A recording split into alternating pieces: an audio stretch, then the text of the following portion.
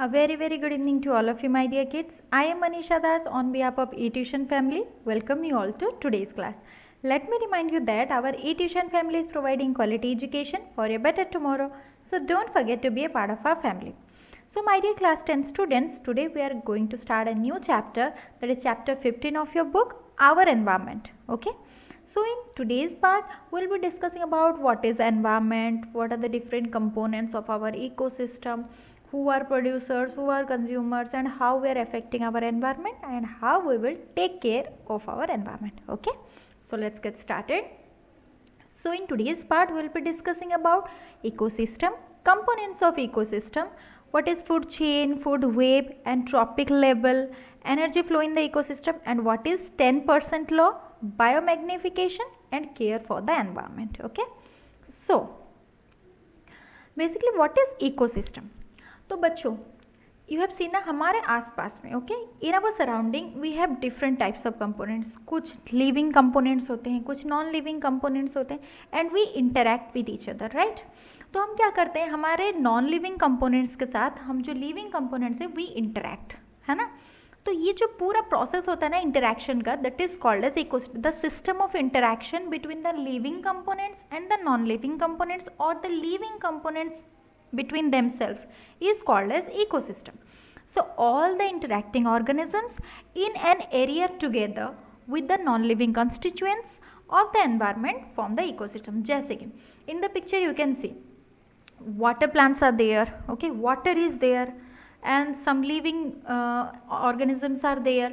So all of the things they interact with each other, right? Living things and non-living things with the surrounding, they interact and the whole system is called as the ecosystem, right? Now components of ecosystem. See in the, as we have seen in the diagram, we have some living components, we have some non-living components. So biotic factors and abiotic. Biotic means living components like bacteria, fungus, plants, archaebacteria, protists, animals. Abiotic components are air, salinity, soil, temperature, humidity, ये सारे, right? So an ecosystem consists of some biotic factors and some abiotic factors as we have discussed, right? Next is producers, consumers and decomposers.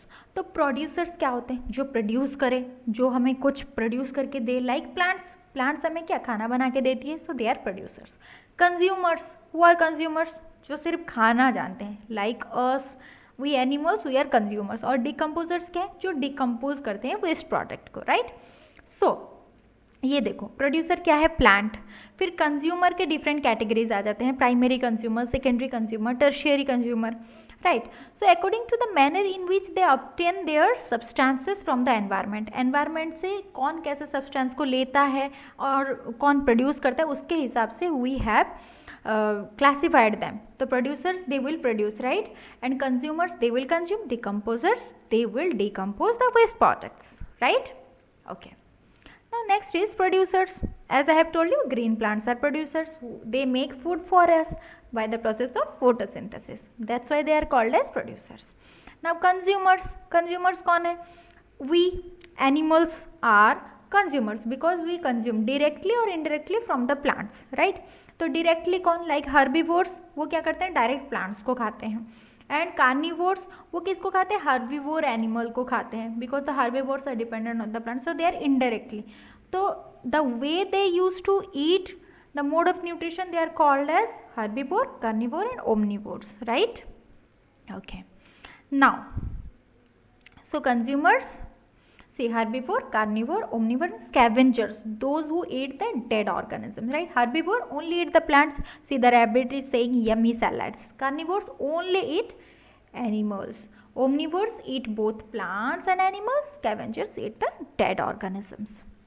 Now see food chain and web. Food chain क्या होता है, right. तो जैसे कि you can see, तो food chain क्या होता है, एक मॉस्किटो आया, मॉस्किटो को किसने खाया, the chameleon. After that the chameleon was eaten by a bird and the bird will be eaten by a cat, right. So in the same way, right, in the same way, तो एक organism को दूसरा organism खाता है ना. तो ये एक चेन की तरह. सी मॉस्किटो हमारा ब्लड सक किया, मॉस्किटो को कौन खा लिया, तो चमेलियन, ओके. तो उसको किसने खाया, that will be eaten by a bird and the bird will be eaten by a cat. तो ये चेन है। तो a food chain is a series of organisms. कौन किसको खाता है, basically who is eaten by whom, ये पूरा जो चेन होता है that is called as a food chain. और बहुत सारे जब चेन मिल जाएंगे they will make a food web interconnected, right. See here plants will be eaten by the deer will be eaten by the lion, and the lion will be decomposed, and again the nutrients will be taken up by the roots of the plants. Okay, so this is the food web. See, यहाँ पे plants are there. Okay, plants को किसने, grass hopper ने खाया, grass hopper को frog ने खाया, frog ने ग्रास हॉपर को भी खाया, फ्रूट फ्लाई को, ड्रैगन फ्लाई को, ऐसे बहुत सारे लोग को खाया। तो इसका मतलब कि ये पूरा क्या है ना, कॉम्प्लेक्स होता है, राइट। अगर ग्रास हॉपर कम हो जाए, अगर ग्रास हॉपर पूरे डिलीट हो जाए तो क्या फ्रॉग मर जाएगी? No, because it has alternate sources ना, तो इसीलिए फूड वेब होता है। अगर फूड चेन ही सिर्फ होता तो अगर सिर्फ एक ही होता कि फ्रॉग सिर्फ ग्रास हॉपर को खाता, अगर ग्रास हॉपर कम हो जाते तो फ्रॉग विल डाई, राइट। तो this is the complex system कि बहुत सारे फूड चेन मिलके एक फूड वेब बनाती है, राइट। अंडरस्टूड? या नाउ नेक्स्ट, ट्रॉपिक लेवल क्या होता है? देखो कैसे एनर्जी फ्लो करती है। तो पहला ट्रॉपिक लेवल क्या है, हमारे प्रोड्यूसर्स जो हमें एनर्जी देने के लिए कुछ बनाते हैं। देन प्राइमरी कंज्यूमर जो डायरेक्टली प्रोड्यूसर से एनर्जी कंज्यूम करती है, और प्राइमरी कंज्यूमर को जो कंज्यूमर खाता है they will be called as secondary consumer, and after that tertiary consumer. So this is called a trophic level, first trophic level, second trophic level, third trophic level, fourth trophic level. So trophic level क्या दिखाता है हमें, energy flow. तो हमेशा producer से consumer की तरफ energy flow होता है, एंड इट इज़ यूनिडायरेक्शनल, एक ही तरफ से जाएगा।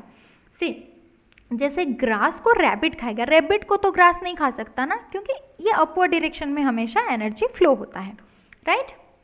Now see energy flow in the ecosystem.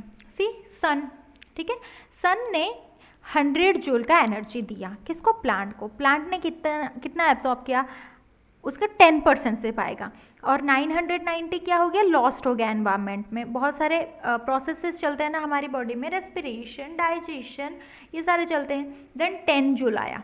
Okay, 10 joule आया, किसके पास, रैबिट के पास आया, राइट। रैबिट के पास आया, फिर रैबिट को किसने खाया, ईगल ने, तो उसके पास फिर उसका 10%। तो ऐसे ऐसे क्या होता है, जो ये है 10% लो, तो एक ट्रॉपिक लेवल से दूसरे ट्रॉपिक लेवल तक कितना परसेंट ऑफ एनर्जी आएगा, सिर्फ 10% एनर्जी विल फ्लो, राइट।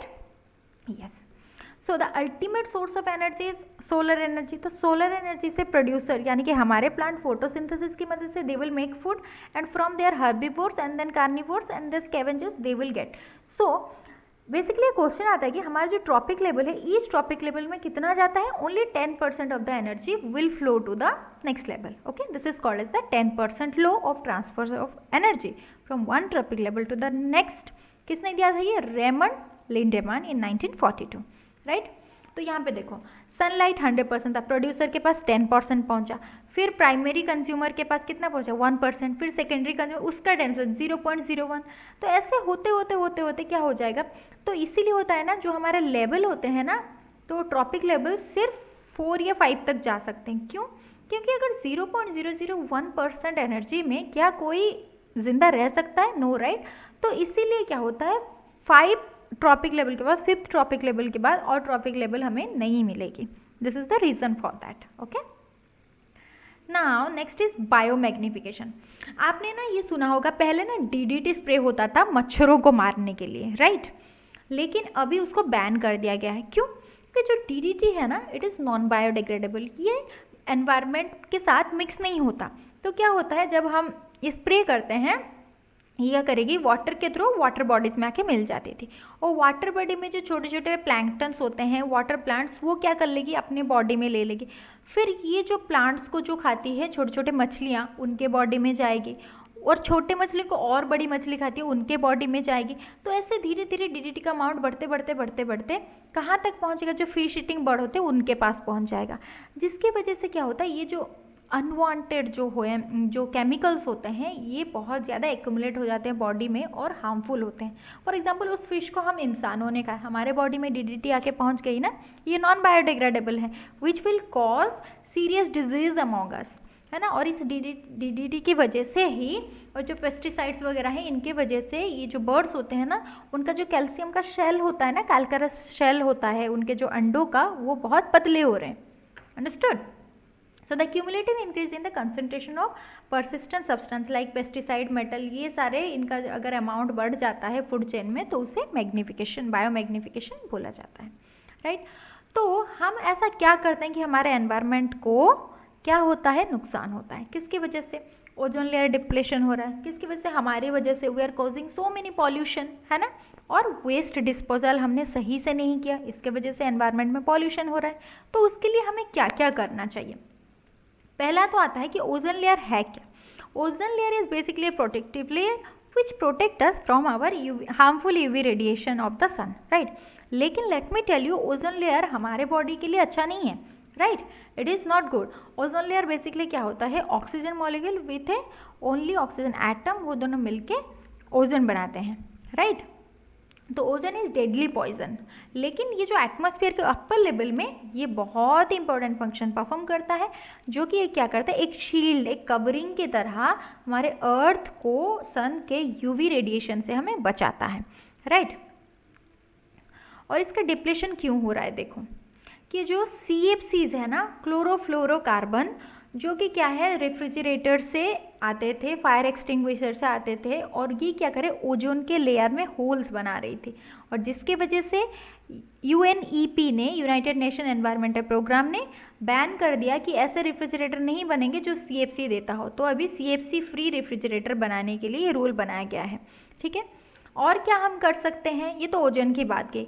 अभी गार्बेज, यानी कि देखो हमारे लाइफस्टाइल चेंज हो रहे हैं, राइट। और हम पॉलीथीन, प्लास्टिक्स का यूज़ बहुत कर रहे हैं, which is a non biodegradable system. Biodegradable क्या होता है? जो एनवायरनमेंट में अच्छे से मिक्स हो जाए। और नॉन बायोडिग्रेडेबल विच इज़ जो बहुत टाइम लगे उसे मिक्स होने में, या फिर क्या, वो अच्छे से मिक्स ही ना हो एनवायरनमेंट में, ठीक है। तो उसको हम क्या कर सकते हैं? 3R आपको याद है, रिसाइकल, रीयूज, रिड्यूस। तो reduce the use of plastic, reuse करना है आपको, और रिसाइकल करना है।